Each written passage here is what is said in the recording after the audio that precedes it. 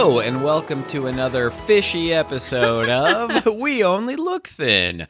I am one of your hosts, Donald Weigel, and I have lost about 100 pounds and kept it off for like 4 years now. And with me, as always, is... Catherine Weigel, weight loss loser and loser of weight. I don't know. Hi, I'm Catherine Weigel. Yeah. I'm a Tiny Habit certified coach. You sure are. I have lost about 140 pounds. Holy and I am cow, that's a lot of weight. Your holy fish. Holy fish, that's a lot of weight. That's right. On the fishy topic. Hi there. We're talking about fishes today. Sleeping with them.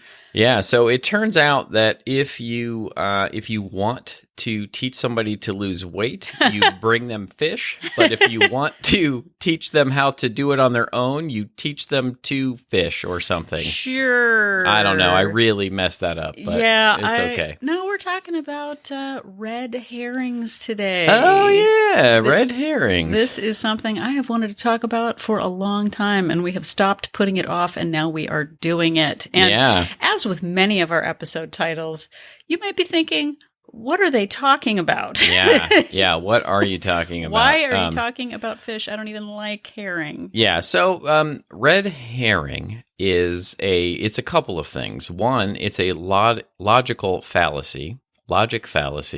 And two, it's a device that they use in movies, TV shows, books, things that you consume to misdirect the audience. It is, and it's also a smoked fish. It's also a smoked fish. It's a couple of things plus one other thing. Here's a fun fact that I learned in doing some research for this episode. Red herring is not like a type of fish. It's not like a red snapper is like a type of fish. Like the herring doesn't actually turn red until it's smoked. Yep. Yeah. Very fun stuff. I thought this would be surprising information, but you just knew it already. All right. Well, it's because we talked about it beforehand. Yeah. But okay. We're going to talk about distractions. Yeah. Big distractions when you are losing weight. And focusing on the wrong thing. We sure are. So, just to a little background, the term red herring is and I looked up a definition online. It's a seemingly plausible, though ultimately irrelevant diversionary tactic. And according to the Oxford English Dictionary, a red herring may be intentional or unintentional. It's not necessarily a conscious intent to mislead. Yeah. So when I went to college, USA, I don't know. You went to college, USA? I did. So the first class that I took was a class on loopholes. We love talking about loopholes sure do. In Wolt, USA. But it talked about the different ways that we are manipulated by either logic fallacies or groupthink and that kind of thing. Yeah. It was a very big help for me. And one of the things was the red herring. The thing that distracts you from the thing that's what our episode's about today. It is. So that's where I first heard about red herrings. But it really helped me do some critical thinking. That's actually what the class was called. Critical thinking about the ways we're influenced by news and politics and all that jazz. But we're also influenced by weight loss, which they didn't talk about in class, but we're talking about that now. Yeah, so like sometimes you'll be watching a show, it'll be like a murder mystery or something, and there'll be, somebody will do something and you'll think, oh, okay, that person's suspicious. Like, oh, I get it now. But it's completely in there just to mislead you into thinking that person might possibly be the killer. Well, and the thing is, like, I'm actually listening to a murder mystery right now. Yeah. And there's like 4 hours left, and it seems like you know who the killer is, and you're like, they got 4 hours of stuff to say. That's not the killer. So it kind of like helps you know that that's not the problem. But before I get too distracted by just talking about the book that I'm listening to with my with my ears instead of my reading with my eyes, is that we often create our own red herrings in the weight loss world, whether we know it or not. Yeah, we sure do. We are so distracted by all these ancillary details that we forget. And I was going to save this for the end, but I'm going to say it at the beginning. Whoa. Spoiler alert. Weight loss comes from... Do you know what weight loss comes from, Donald? You can say it. A calorie deficit. It does. But we think it's 50 other things. We blame 900 other things for why we're not losing weight. Wait, is it 50 other things or 900 other things? It's all of it. All both. Of it. 950 you're things. You're getting distracted. Well, you're a questioner, so you're like, tell me the 900 things. We're going to go through them all right now. Thing number one. No, let's start at 900 and then count our way down to one. Sure. But we are masters at using outside world distractions, the foods that we don't eat, all these different things as to why we can't lose weight. And it's proof that we can't lose weight, but really, it's a calorie deficit. So we're going to talk about how you might be fooling yourself, dear listener. Yes, indeed. And, for decades, I blamed specific problems like outside of myself for why I couldn't lose weight. I blamed my metabolism. I blamed being too busy. I blamed, my heritage. I blamed people visiting me. Everything, my job, my everything outside of me. And really, I just wasn't focusing on creating a calorie deficit and creating a lifestyle which would allow me to consistently eat at a calorie deficit. Well, and I thought I had a finish line problem. If I just got to whatever weight, then my metabolism would be fixed and then I would be fine. But so many years we talked about, going into Weight Watchers and people focusing on like, well, wait, where do you get that 1 point bran muffin? Right. All I need is the 1 point bran muffin. I just need the right kind of low-calorie bread, and then I will hit my goal weight. Oh, boy, it's going to change everything. Like, I just need my snack wells. If I had a snack well, then I would be fine. I need a 100-calorie pack. Exactly. You know what I need? I don't have recipes. I still see that, on Facebook of like, you guys, I'm trying to lose weight. Give me your recipes. It's like, okay, it's not a recipe problem. Yeah. It's also not too bad, so sad. Get ready to listen. Turn up the volume or turn it down if you don't want to hear it. I just don't have the motivation. Like, what's the motivation? It's sometimes I have it, sometimes I don't. Yeah. But like, if I just had the right motivation, then I would lose weight. Yeah, we have done entire episodes on the one called The Motivation Bus about how motivation is a myth and it's fleeting. And it's nice when you have it, but there's no possible scenario under which motivation is something that's going to stick with you all the time.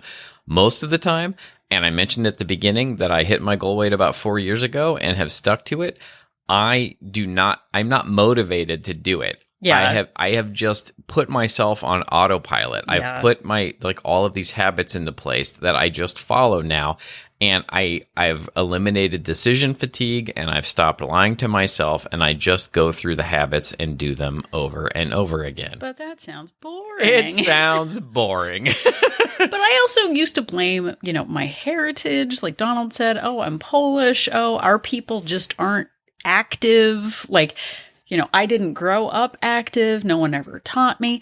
Guess what? I'm I don't remember, 40-something, 47, 48? Yeah, 47. I'm 47. I don't remember. I don't remember your own age. I don't know. I had to ask you. Last night, I said I was 52, and both my wife and my child were like, what? How old are you? Like, not under neither my watch. one of them knew how old I was. I don't know. I lost count. But I used to blame the way I grew up. I'm not going to say who I grew up with. I'm going to keep that quiet.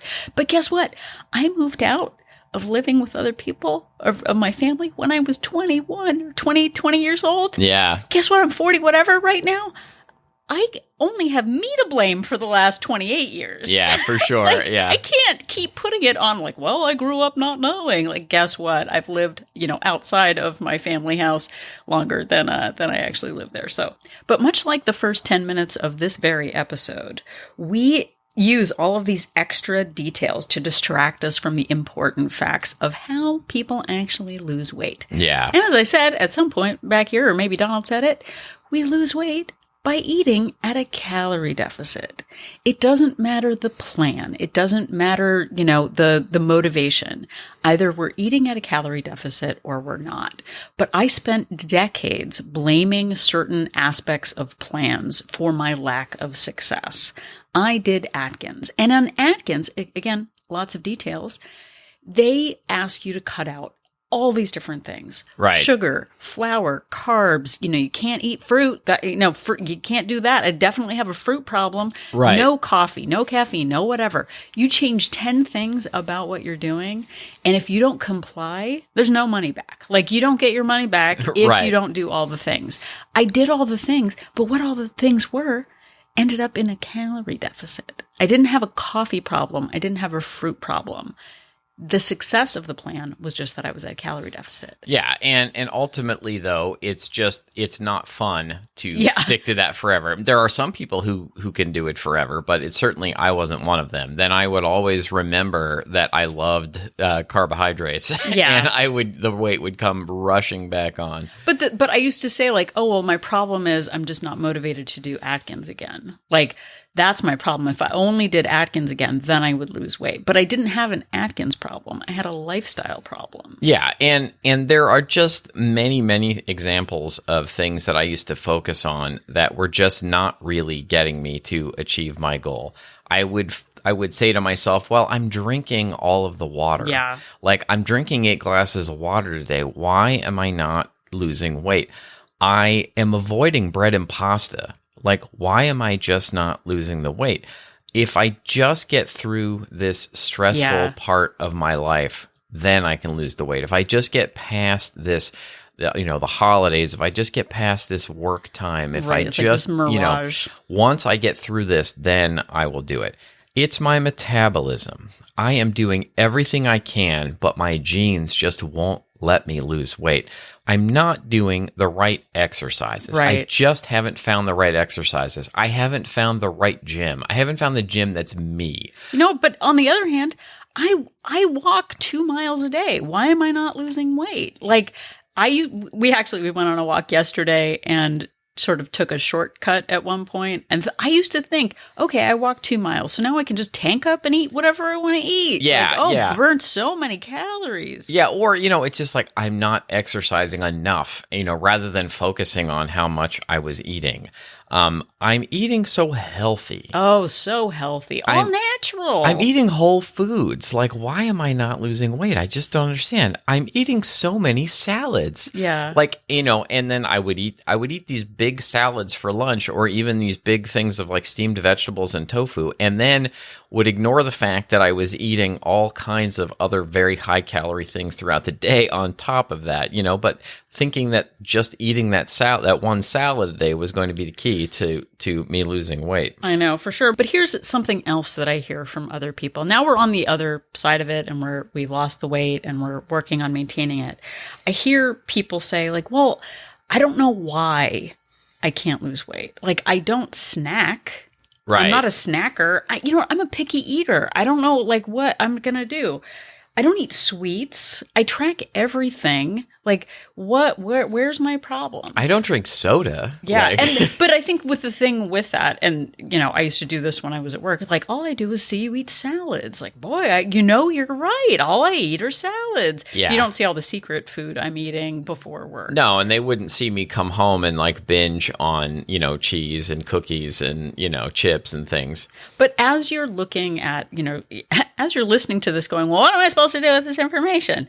If we list out all of the things we say we're doing right, what we're ignoring is, are we eating at a calorie deficit or not? Yeah. And we can make up all of these excuses of like, well, I don't know why. I'm tracking everything. If we really look at what we're doing, we can just keep drilling down, because I think one of the problems is when you get agreement, like, oh my gosh, it looks like you're doing everything right. Like, oh my gosh. Right. So here's what I see. I'm tracking everything. And then you ask the question, everything? And you go, well, yeah, everything. Yeah. And everything? Well, I don't track my binges. Right. Oh, okay. Well, how often does that happen? Well, a couple times a week, but I don't really track it. Okay, you don't binge. I'm tracking everything. Oh, you are? Well, are you measuring? Well, no, I'm not measuring, but I track. But like I just, I'll occasionally I grab a handful of nuts or some trail mix or something, but it's healthy. Like I don't weigh it. I but I guess that I'm, doing that I have just about this many calories. Right. Or I track everything but not the handfuls or not my kids' food scraps that I eat. Or, I don't track my alcohol. Oh, I don't track my, all these different things. I don't track my weekends.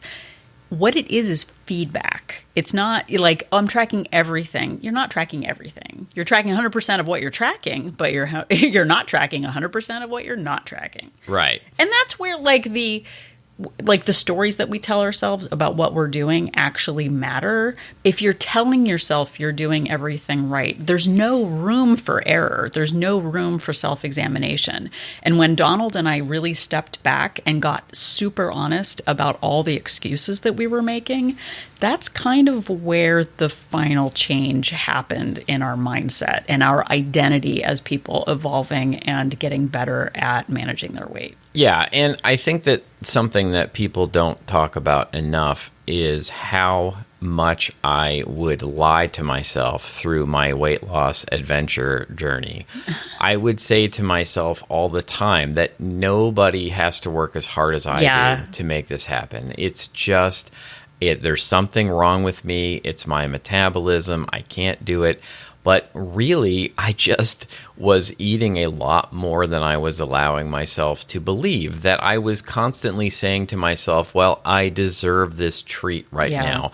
Or I had a salad for lunch, so I can eat this. Or I walked 2 miles this morning. Or I went to the gym for 30 minutes this morning, so I deserve to eat all of this food. And, your body doesn't know what you deserve and not deserve. It just burns the amount of calories that it burns, and you intake the amount of calories that you intake, and it's not based on fair, and it's not based on what you deserve.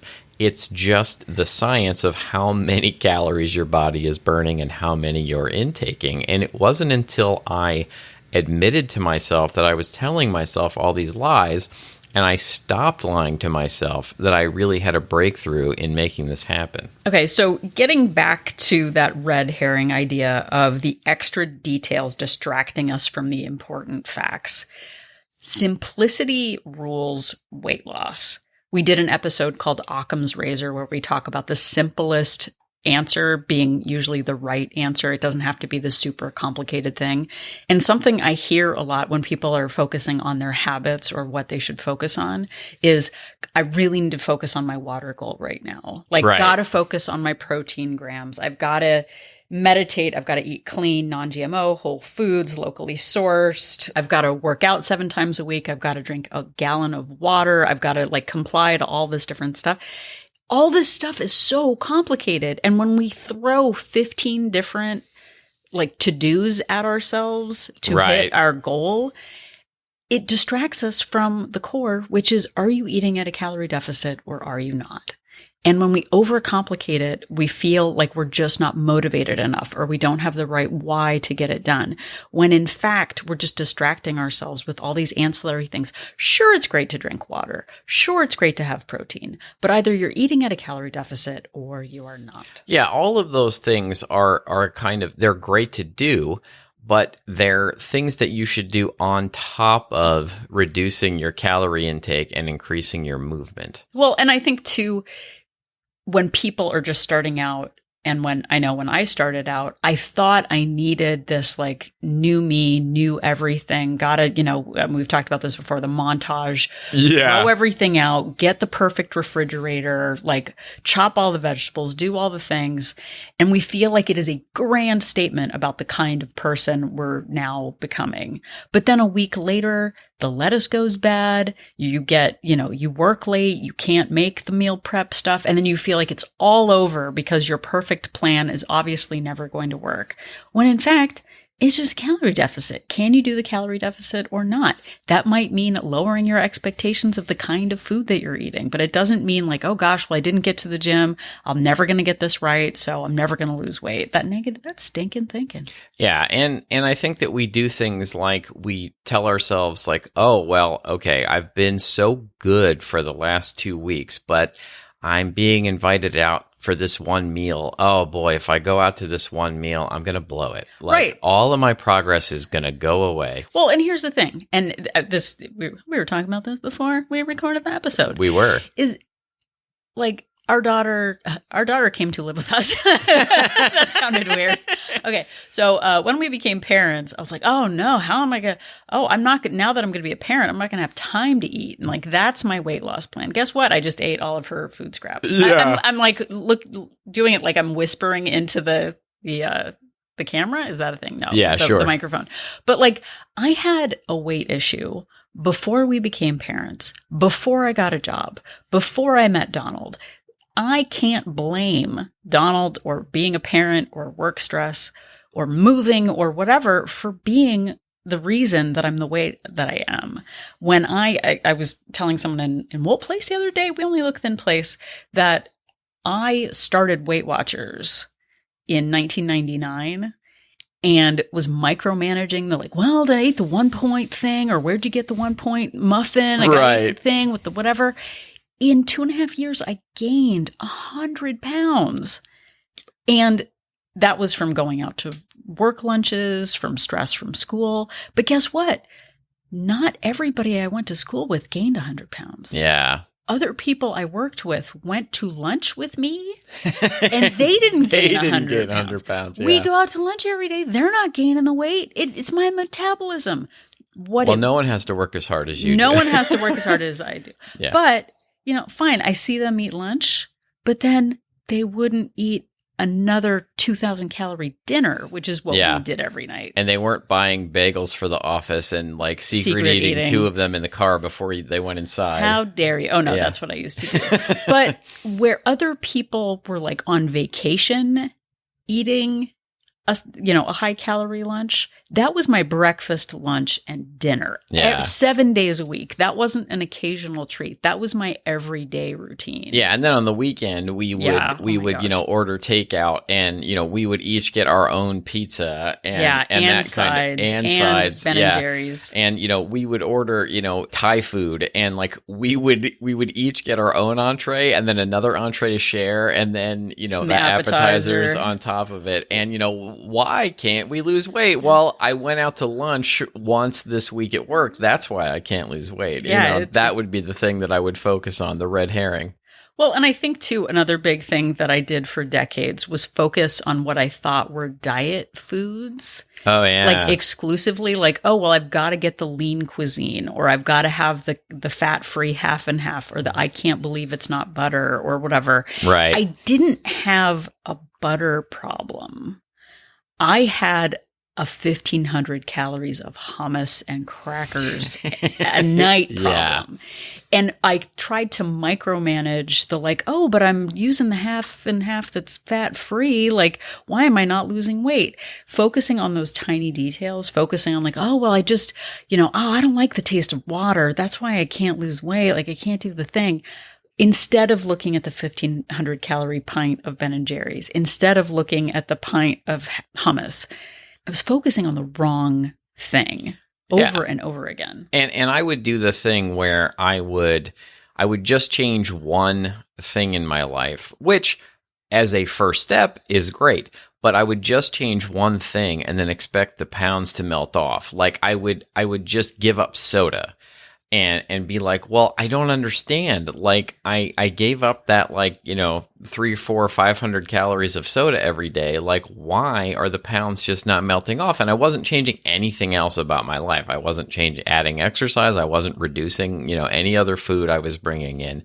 And giving up soda might have been a great first step, or, reducing the amount I have it, but it wasn't going to just suddenly be the miracle thing that made it all better. Well, but I think that there are people who don't necessarily have chronic, secret eating and emotional eating and binge eating and compulsive eating problems. Right. Like we have a friend, I'll not name names, who cut out soda and lost 40 pounds. That's super duper great. But I don't think he had the, chronic condition of overeating and secret eating and binge eating that we had. Yeah. And when we see one person change one thing like that, we think it's proof like, well, their metabolism is different. Like, I'm never going to lose it. I'm Polish. What am I going to do? Right. But when we focus on what we can control and really examine how much we're ready to give to the cause of weight management, that's where the actual change comes in. I used to think like, oh, look at them eating a salad with, blue cheese dressing. Oh boy, I'm eating the diet version.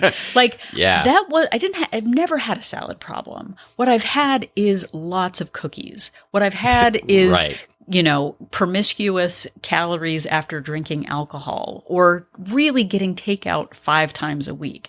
Those were my problems where I was focused on like, but I'm having the fat-free half and half.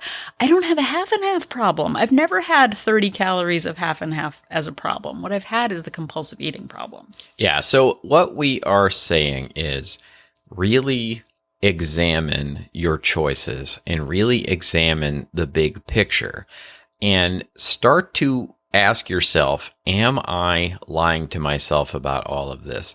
Am I really taking in a lot more calories than I think I am because I deserve it, or because I'm focusing on the wrong thing, because I'm focusing on all of these little red herrings? Well, and to that, really exhausting yourself of all of the excuses that you make. Like right. I have talked about it before. Ramit Sethi on the podcast, I Will Teach You to Be Rich. It isn't actually about like rolling around in money like Scrooge McDuck, but it's about sort of mindset around money, but also you could change out money to be calories. Yeah, you change the word money for weight loss and fitness, and it most of the things you need to be mindful for with that, you need to be mindful for with the other. Right, but he talks about how people love to talk about their money problems and why they have them, and well, it's just this one thing and it never seems to end, and this is what my spouse does with money and that's why we can't lose whatever. Right. It's always somebody else's fault. And if you want to just take a piece of paper and a pen, maybe I should do like, I'll send you a PDF of a clean piece of paper. Of a blank piece of paper, yeah. Write down a printable. Yeah, a printable. The blank printable. Blank printable. That would be really funny with just our little logo on the bottom. It could have like a red herring in the middle. Ooh, that's a good idea. That's a great idea. I'll do it. That's actually really funny. Oh my gosh, we should totally do that. Yeah. Okay, so all of the excuses. I can't lose weight because of my boss and because I'm on the PTA and because I've got kids and because I don't make the food and because I get free food at work. Just tire yourself out. Just write it all down. Once you got it all out of your system, just put a big X through it. Just put a big X through it. And stop lying to yourself. We lied to ourselves for decades about all of the reasons we were victims in the whole world about why we couldn't lose weight. Yeah. And, I spent all of this time trying to find the right plan, the right, paleo, Beachbody, Atkins, keto. I need a recipe. Weight Watchers. I need the right recipes. Oh, I need the right trainer. I need to do the right exercises. I'm just not motivated enough. I can't afford it. I can't afford all that. That's a lot of money. And really, mindset ended up being the biggest key to this. And one of the biggest components of that was just to start telling myself the truth. Stop telling myself that I deserve a particular treat at night or that I'm so stressed that I can't focus on this, and actually get down to the business of designing my life so that I eat less than I burn. And that is what ended up working, and that is what is still working. Well, and it's uncomfortable at first. It feels unfair. Nobody else has to do that. Put that on the red herring piece of paper. Right. Put it on the paper. Boo, hoo, hoo. Exactly. But really, it's a calorie deficit. And, we've done 200 some episodes. We don't have to talk about how to count calories right now, but just getting honest with yourself. What am I saying I'm doing it all? What are you really doing? What room is there for improvement? I'm tracking everything. Well, I'm not measuring. Okay, are you ready to measure? Are you ready to measure a couple things? I'm tracking everything, but not weekends. How can you improve upon that by a day? We've talked about it too. Each day of the week is 14% of your week. How can you improve upon what you're currently doing? Yeah. How can you be more honest with yourself? What are you ready to give to the cause of weight loss? Because in the end, it's great that you're drinking water. It's great that you want to focus on protein. Yeah. But when you micromanage it and it gets overwhelming and you get lost in the, what do they call it? In the lost reeds? in the weeds, yeah. In the reeds or weeds, or whatever. Reeds, yeah. Is it reeds or weeds? I don't know. I'll look it up. Nobody knows. But when you get lost in all of these details, what we forget is that it just comes from a calorie deficit. And that can be just eating a candy bar. You can lose weight at a candy bar. We're going to talk about that on another episode. Just eat at a calorie deficit. That's all we're asking you to do. Let go of all of the stories, all of the excuses. Well, when this is over, when that's over, when my kid moves out, well, if I didn't have this, blah, blah, blah, blah, blah. Okay, fine. And our daughter does that too. Like, oh, well, why didn't you do your homework? Well, it's a crazy story. Like, yeah. I got, and you're just like, okay, here we go. I'm as surprised as you are. Yeah. I want to get to the bottom of this. But it's that whole thing. Just tire yourself out with all of your stories and then decide if you want to do the work of the calorie deficit. No matter what plan you're doing, no matter what day of the week it is, that's what it comes down to. That's what we're saying after 900 minutes or 50 minutes or whatever it was that this recording took place.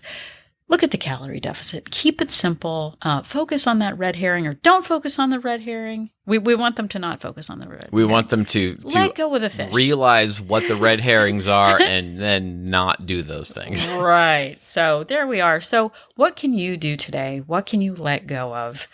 Just let go. It's much better. Well, you can let go, but please hold on to listening to our episodes. We appreciate each and every one of you, and thank you so much for listening this week. If you enjoyed this episode, or even if you didn't, we have 200 and some others that you can find wherever you found this one, and they are always available at our website, weonlylookthin.com. Yep, and if you are at weonlylookthin.com, click on the link for Join Our Support Group. We have a Facebook-based accountability and support group for women called Woke Place, We Only Look Thin Place. There are 2 subscription options, a monthly option with a 3-day complimentary trial, and a 7-day complimentary trial, along with a 3-month subscription. So you can check out the group and see if it's right for you. We have a weekly newsletter. We do Zoom calls. And though it is not a weight loss plan, it is a place for support, accountability, and some honesty. So if you're ready for it, please give us a try. Very much honesty and pointing out all of the red herrings. And if you would like to interact with us in other ways, you can find us on social media at We Only Look Thin at Instagram, Facebook, and Twitter. Or you can even send us an email, and who knows, we might answer you. Maybe. We do our best. But we love to hear from you. We love episode ideas. If you want to just reach out and tell us something that you enjoyed hearing, something you'd like to hear more of, we have turned several listener emails into full episodes of the show, and you can reach us at weonlylookthin@gmail.com. Can't remember if I actually said that part. It's all good. And if you are feeling generous, you can head over to Apple Podcast and leave us a rating and a review. We have over 500 star reviews. We so appreciate it. Not only does it let us know that what we're doing matters, but it also helps other people find our podcast when they are looking for inspirational podcasts that talk about red herrings. It sure does. And is there a podcast where I can hear about logic fallacies and lose weight? I think you found it. And also, if you don't feel like doing any of those things, maybe you could just tell somebody about the show. Word of mouth is one of the best ways that the show gets out, and we would love it if you would tell somebody about us. Yep. So if you're still not sure if we have given you a red herring or taught you how to fish for them, just remember that Donald and I are an inspiration.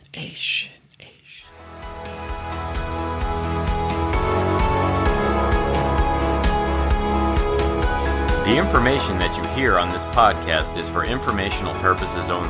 The hosts are not medical professionals. You should always consult with your doctor, nurse, or other certified health professional before beginning any diet or fitness program.